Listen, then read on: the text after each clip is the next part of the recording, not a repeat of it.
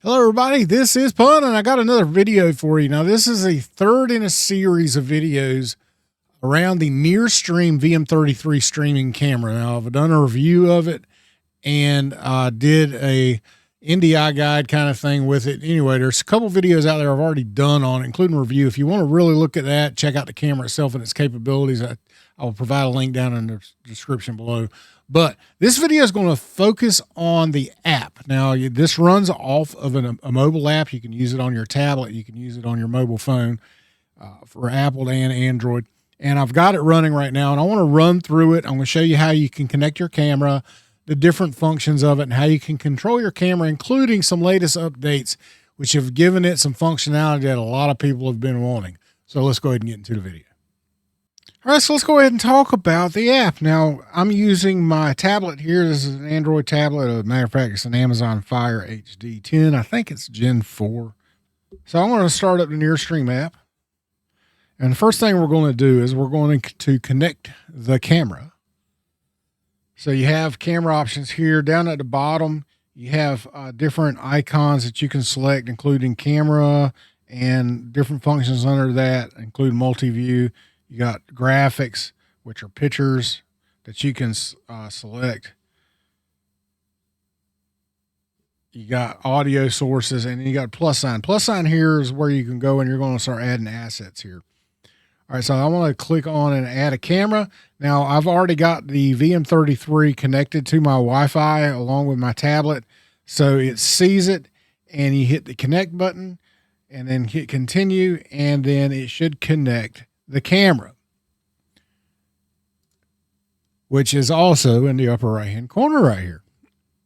All right, so I'm running NDI right now, and that's how OBS is seeing the camera and how you can see me right now on the recording and the app. But with the app, you have a bunch of functions. Here at the top right, you got a live button and a record button. All right, now those are going to give you, obviously recording function. You can either record to the tablet here or your mobile device, and you can record directly to the SD card, which is on the camera over here. So you take a miniature, a micro SD card slot, put it in there, format it, and you can record directly to the chip itself, which is nice.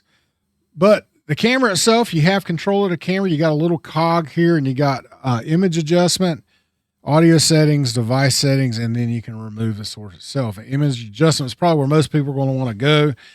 This is the UI for that, including your zoom function, which right now I'm at about a 2x zoom. This would be 1x, as you can see here. I'll zoom back in here. All right.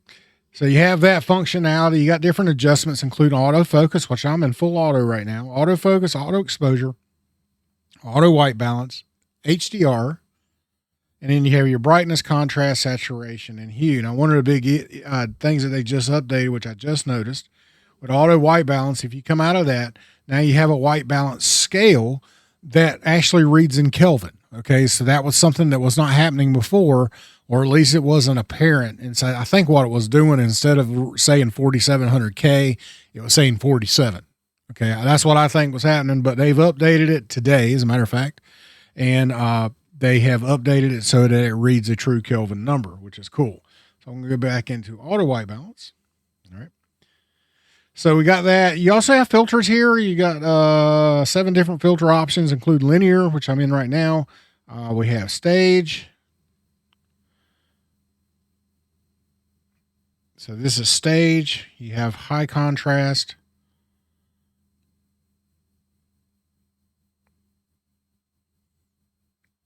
Yeah, black and white.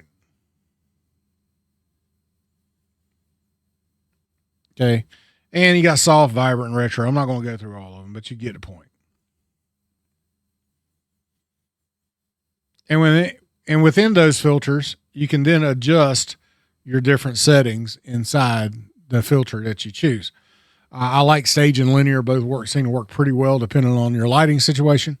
Definitely with linear, you're probably going to want to use that more for outside, where stage you're going to use with lighting. So it works pretty well.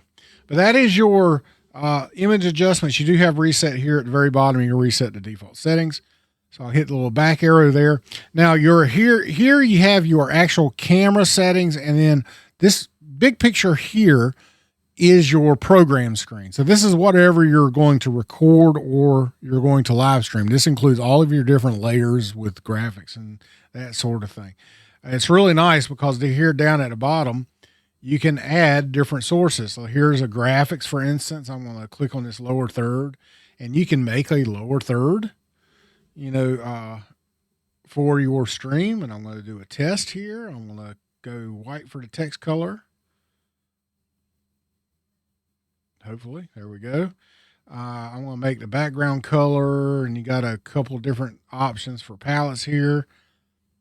You can change the format of the text, so you can do like a title and text format here, which is cool, but I'm just going to go back to test, and then I'm going to go with next. And then what you can do is you can figure out where you want to place it inside of the scene here. So I'm going to go left, is fine, and I'm going to go bottom, and I'm going to hit done. All right, so now I have this, and I can click it, and it's going to add it to my program screen, which is going to be recorded or streamed live from the app. Okay. Now I'm sending an NDI feed of the camera straight over to OBS. You're not getting all the graphics and everything. You're just getting the NDI feed of the camera. The other sources do not, include that. So, but for the app, if you're streaming and recording directly from this, it would include these other sources. Okay. Then if you just want to get rid of it, just simply click on it. This goes for any other sources, including audio, where you can look at your audio here. This is your full output bus, and then any of your audio sources that you have going to your bus. You can add an audio source, for instance, and this has like a built-in music. They've given you a library of music built in that you can then, go and filter by chill music or lo-fi music. They got happy music. They got classical music. And you can either play a single track or you can add them all as a playlist, and then they will show up as an audio source for your, for your live stream here if you were using the app or recording for that matter. And then obviously you can control the mix of each of the sources, and then of course that would affect your output. So, and you would need to listen to it. For listening to it, you have the ability to monitor right here using your monitor function right under the program screen. If you want to mute it and not listen to it, you can do that. It's good to, you can plug in a set of headphones and, use the headphones. It works really well that way.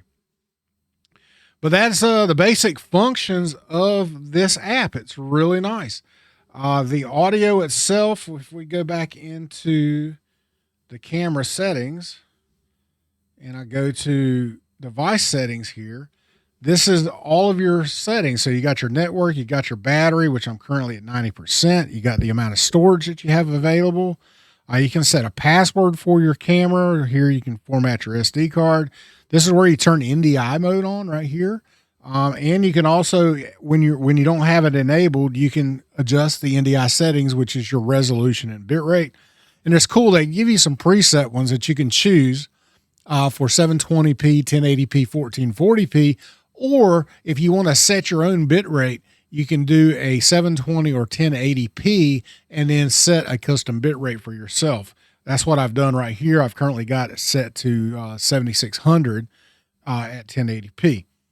You also have the ability to turn on wired webcam mode using USB. It can power via the external USB devices, and you can power on with USB cable. So you have those settings there for that. You also here you have your camera input quality settings and your record quality settings for SD card. You can also set an auto turn off. You've got an action button that you can set for your power button to do a certain action, which is if you were to click on this, you got either the live or record the SD card. If you wanted to use that, you have the tally light that you can turn on and off. Currently, the tally light's obviously flashing green because I'm streaming NDI. And you got the system, which is about your reboot, and you got your default factory settings reset, and then you can turn it off here too. So that is what your device settings does for you. Your audio settings is here is where you would choose whether you want to use the built-in mic array that they have in the camera, your 3.5 millimeter, where you can set either line or mic level. And then if you have the ability, and this is an interesting thing, if you have a USB microphone, I believe you should be able to turn on using this USB audio in function and then plug a USB microphone into the back of the camera. The camera battery will provide enough power to the USB microphone, and then you should be able to use a USB mic such as this one right here. Now, I personally not had any luck with this. This is an issue that I've had with this app. I don't know if the latest version of this has fixed it or not, but what I have had happen was when I enable this and I plug in a microphone, it continuously tries to reload the camera, and I cannot ever get the camera to work. Likewise, if I remove the camera from the app and then try to add it back in, it never fully loads in. So that is the issue. As soon as I unplug the USB from the back of it, it loads up and everything's happy. So I don't know if that's something that is a bug that they're continuing to work on, or if they are, if it's just not, something I'm understanding properly on the function of the camera itself. Now, say for instance, you want to record or go live with this camera, you'll need to, especially if you're wanting to live stream, you're going to need to connect your accounts. You have a couple of different options. You got RTMP, you have YouTube, you have Facebook, and you have Twitch. Your YouTube, I've already connected my account, but it basically walks you through your email address and setting that up. And then what you can do is once you've got your account connected, you can hit add an event here. You can title the event. You can set the privacy. I'm going to set it to unlisted. You can set the date and time, which I'll set for tonight, and I will adjust the time for a couple minutes ahead here, and then I'm going to save that. And that will save the event so that now you can select the event. Once it's highlighted, you have the go live button that you can go live on. It'll take a minute for it to connect and start sending, but you'll know you're sending because here at the top, you'll have a little icon that tells you the resolution you're sending and what bit rate you're sending. I'm currently sending about 4.1 megabits or 4,000 at 1080p up to YouTube right now, and this is going live. Now, there's probably no audio because I don't have anything connected to it. I can do that, and it's got this noise in it. Now, I want to talk about that here in just a second, but this is how you would live stream your camera directly from your device, from your mobile app, directly to your streaming service. And this, like I said, it supports RTMP, which you would then be able to stream this using RTSP to OBS. You have Twitch, you got Facebook, and you have YouTube that you can stream to. So that is generally it for the app, though. The app is actually pretty easy to understand,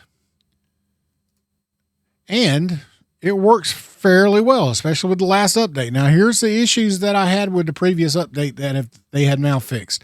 Previously, when you used NDI mode, it would disconnect the camera from the app itself, and you had no way of controlling the camera functions without third-party plugins inside of OBS or whatever other broadcast software you're mixing or using. So this one now, what it does is when you enable NDI, it sends a low quality bit rate stream to your tablet or mobile phone.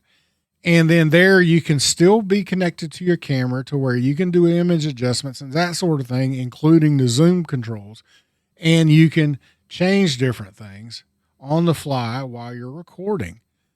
So you can see here, I'm changing the brightness, for instance. I'm sliding it up and down. I can zoom in and do different things, and it works okay.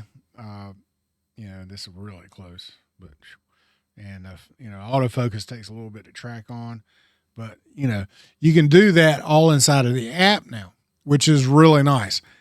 That is something that I've been wanting for a long time, ever since I first got this camera. And this has been a big critique of mine that they have now just fixed via firmware and a software update.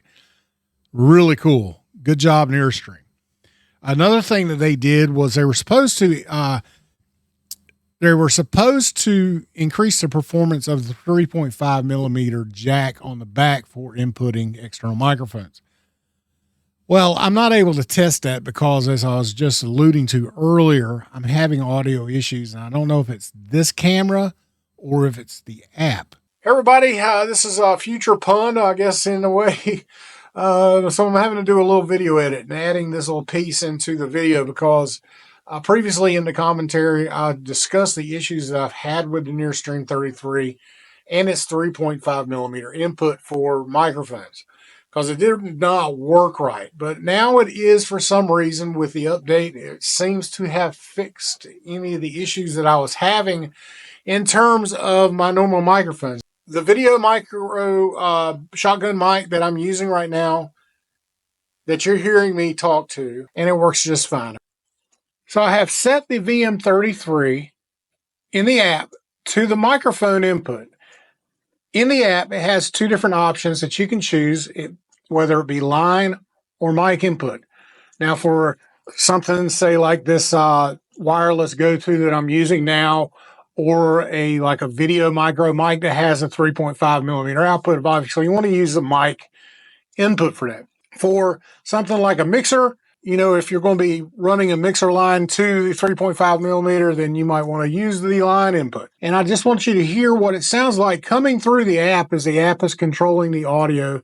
And, you can sit and monitor audio and kind of hear what it sounds like and get an idea of, how your monitor audio is going to sound. I definitely recommend, if you're going to do this, though, it's better to actually use headphones if you have in-ear monitors or something like that you could plug into your tablet and then listen that way. That way you don't get feedback over your microphone from the speakers as it's playing through. But overall, this is what it sounds like. It should sound pretty good, I think, overall, depending obviously on the quality of your microphone. But it's one of the things that they have done in the latest firmware is to, increase the performance of that 3.5 millimeter jack. That might be one of the things that a lot of creators have been critiquing the VM33 on, is its quality of the microphone audio coming into the 3.5 millimeter. So this is what it sounds like now with the latest firmware update and the latest software update on the app. Other than that, the app itself is actually a lot nicer now. I like it. It's a lot more responsive. Again, I'm sending 2 NDI streams essentially right now. This is obviously my tail layer that I'm using, and this is the NearStream here. Both NDI, looks great, lasts a long time. I like it a lot. I like the NearStream camera itself. In the functions that I typically use this for in church, it works great. And I don't really need the audio. I just need the video feed. But the problem was that I was having was controlling the camera, and it would, in the previous build, I would have to disconnect the camera to get it to work in OBS, or I would have to, reconnect it to the app, make my changes in color, enable NDI, which would then disconnect it from the app so that it would work in OBS. Now you can monitor it in the app while using it. And here's proof positive right here that, I'm doing it. So there we go. Pretty cool. All right. So if you want to try this, let me know. I will provide a link down below where you can, buy this camera. But anyway, that's all I really have for the camera. I hope you enjoyed this video and a walkthrough of the app. The app's actually pretty simple to understand, and it's stable. It works good in the on this tablet, even for an older tablet like this, that's been around for a few years. Works great. And yeah, and I do enjoy it. So it's definitely a lot more responsive and a lot better than the previous version of the app. And they fixed a couple of the issues that a lot of people really had problems with. So good job, NearStream. Now, they did send me this camera. I do want you to know that. And obviously, I'm doing this review, and they've asked me to do this series of videos. But they have no say on what I say on these videos. Okay, I'm giving you my honest opinion. So if you have any questions or any concerns that you want me to talk about, hey, drop a comment down below and I will do my best to. And if I can't answer it, I'll reach out to NearStream so they can give you a proper answer and I will relay that back to you. All right, everybody. Thank you for watching. Have a great day. We'll see you later.